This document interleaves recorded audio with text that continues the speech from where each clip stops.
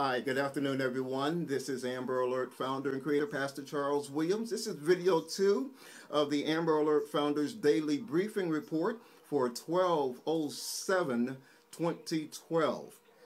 December is rolling and rolling and rolling. All right.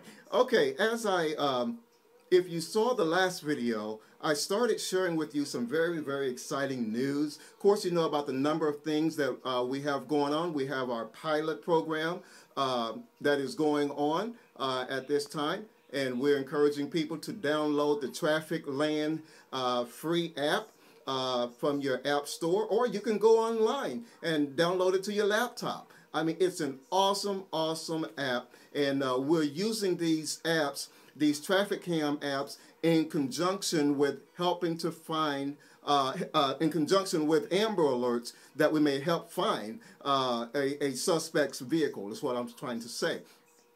And so we are in process of doing that, and you can join us so that when I post an active Amber Alert, all you can do, you can sit down and go through your app in that affected city and look, I mean, do the math. If you get 500 of us looking it throughout all that city, such as a Washington, D.C., incredible results can happen. I mean, just incredible. I want to give you a little bit of an update on a Amber Alert out of Radnor, Pennsylvania. I don't think I've spoken with you since then, but that alert was successfully resolved. The young man, who was 20 years old, was found to be with a 13-year-old girl, and he had taken her from Radford, Pennsylvania, and had taken her to Washington, D.C., and an alert bus driver got the information that they were on his bus, and authorities waited until they got to the bus terminal there in Washington, D.C., and arrested both of them without incident. And so I'm telling you, this human trafficking that's going on, thank God for the Amber Alert, because that one did not sound like he meant her any good at all. It sounds as though, and from the way in which the report looks, is that he was taking her there to sell her to others in the Washington, D.C. area. Folks, this human trafficking stuff is real, and we should thank God for this Amber Alert concept each and every day, in which I do. Okay. Let's see here. Don't forget about our national conference coming up May 26. Okay, I'm sorry, May 23 and 24. My bad.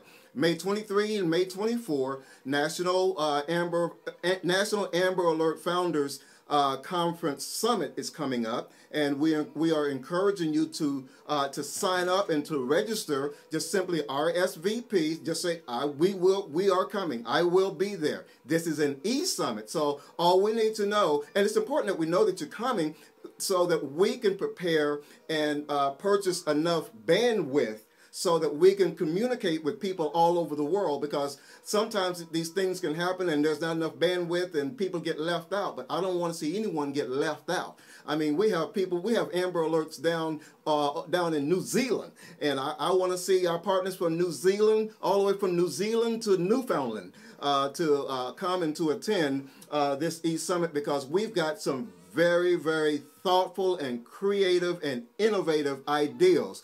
The Amber Alert, it's time for an upgrade, folks. It's time for an upgrade. What the child and the method that we were using back in 1980, 86 or 96, we can't use those methods, okay?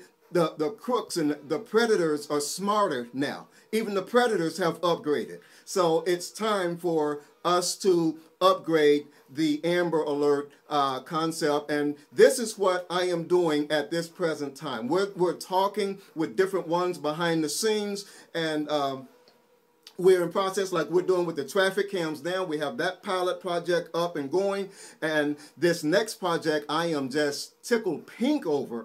The fact that Amber Alerts, we're hoping and we're believing and we're speaking behind the scenes that that we will be able to use blimps in conjunction whenever an Amber Alert is issued. Okay, now there will be a strict criteria as to the use of the blimps, because you can't have a blimp going up every time that there's an Amber Alert. But some alerts last for a couple of hours. Some alerts last for 24 hours. But it would basically, by and large, at this point, be in for those Amber Alerts that last longer than, let's say, 24 to 30 hours. Well, within that time, we can have a blimp there, and that blimp, okay, the blimp can just simply circle the city, okay, affect the community, circle the city.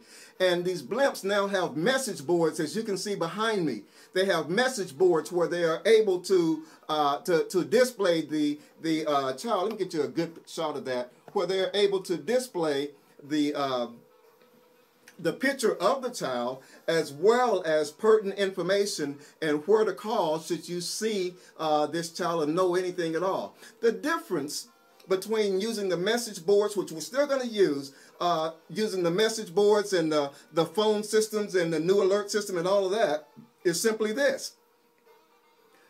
Cars past those message boards, you can probably get, within a 5-minute time span, you can probably reach 400 people through message boards throughout the city, okay? But with a blimp, you're not just reaching 400 people, you are reaching communities at a time, okay?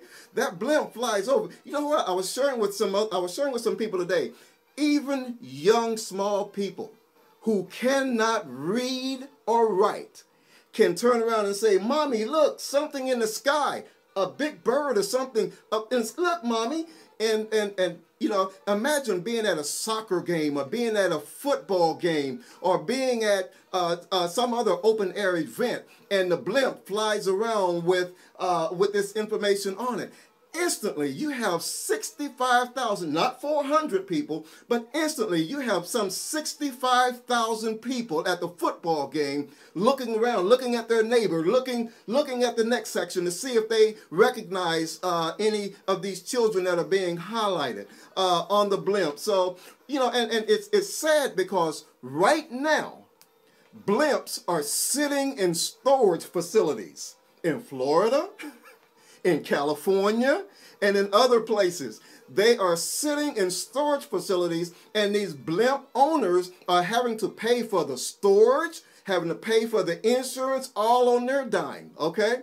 And so I am believing that I am going to be successful with coming forth with this concept, which will be a major, major upgrade to the Amber Alert concept. Now, this will not just only be used for Amber Alerts, but it can be used by local law enforcement who are in hot pursuit, or they're looking for people who have evaded the law.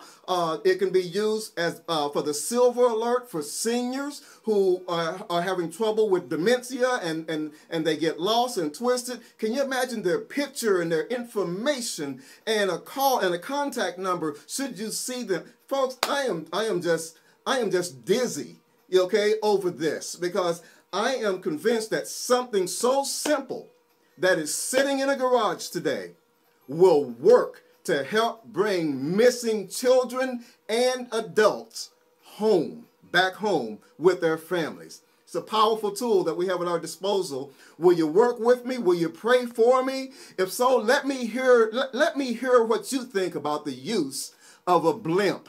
Seeing as though that the law is state by state is banning the use of mobile phones, cell phones in your cars and so forth, what about the use of the blimp to get the message out? Everything about the Amber Alert has been from day one is to what can we do to get the message out? And the blimp right now is the best horse in the race.